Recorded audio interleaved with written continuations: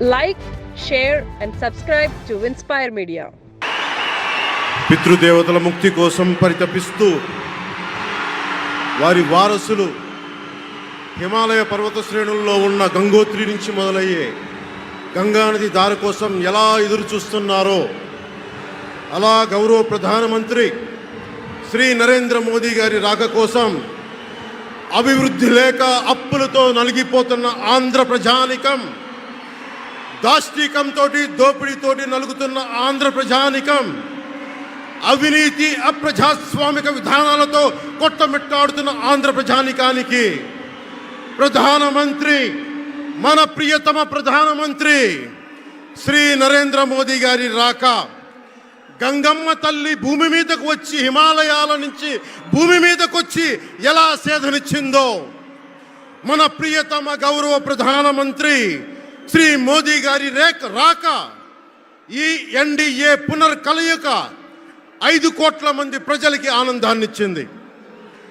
దేశ ప్రజల ఆశీస్సులతో ముచ్చటగా 3వ ప్రధానమంత్రి అవ్వబోతూ హ్యాట్రిక్ కొట్టబోతున్న శ్రీ మోదీ గారికి ఆంధ్ర రాజ్య ప్రజల తరపు నుంచి, ఎన్డీఏ కూటమిలో భాగస్వామ్యమైన 3 పార్టీలు భారతీయ జనతా పార్టీ, తెలుగుదేశం, జనసేన తరపు నుంచి శ్రీ నరేంద్ర మోదీ గారికి ఘన స్వాగతం పలుకుతూ హృదయపూర్వక నమస్కారాలు తెలియజేస్తున్నాను.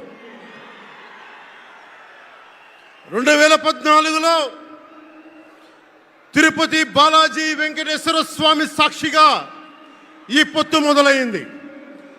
ఈ రోజున ఇక్కడ 2024లో బెజవాడ కనకదుర్గమ్మ సాక్షిగా ఈ పొత్తు వేరే రూపం తీసుకోబోతుంది. దుర్గమ్మ తల్లి స్వయంగా ఆశీర్వదిస్తుంది. ఇక్కడ ఆంధ్ర రాజధానికి అమరావతి దేదీప్యమానంగా వెలగాలని, దానికి నేను అండగా ఉన్నానని మోదీ గారు మరీ వచ్చారు ఇక్కడికి. ఒక్కసారి మన కోసం వచ్చిన మోదీ గారికి, మన కష్టాలకు భుజం కాయడానికి వచ్చిన మోదీ గారికి, 5 కోట్ల మంది ప్రజల కోసం నేను ఉన్నానని చెప్పి వచ్చిన మోదీ గారికి ఒక్కసారి బలంగా కరతాళ ధ్వనులతో ఘన స్వాగతం పలుకుదాం. రావణాసురుడు కూడా ఒకటి అనుకున్నాడు, నా చుట్టూ బంగారంతో కట్టిన లంక ఉంది, వజ్రాలతో వైడూర్యాలతో ఉన్న పుష్పక విమానం ఉంది, ధీరులు సూరులు మంది మార్బలం ఉన్నారు అనుకున్నాడు. నన్నేం చేయగలడు అనుకున్నాడు. నార చీర కట్టుకొని నేల మీద నిలబడి శ్రీరాముడు బాణంతో చంపేశాడు. రాష్ట్రాన్ని రావణ కాష్టం చేసిన అయోధ్యకే రాముణ్ణి తీసుకొచ్చిన శ్రీ మోదీ గారు ఇక్కడ ఉంటే, రాష్ట్రాన్ని రావణ కాష్టం చేసిన చిటికిని వేలంత రావణాసురుణ్ణి తీసేయడం అంత కష్టమా? నేను తాడేపల్లిగూడెం సభలోనే చెప్పాను, ఇక్కడ నుండి నేను దేవదత్తం పూరిస్తున్నానని.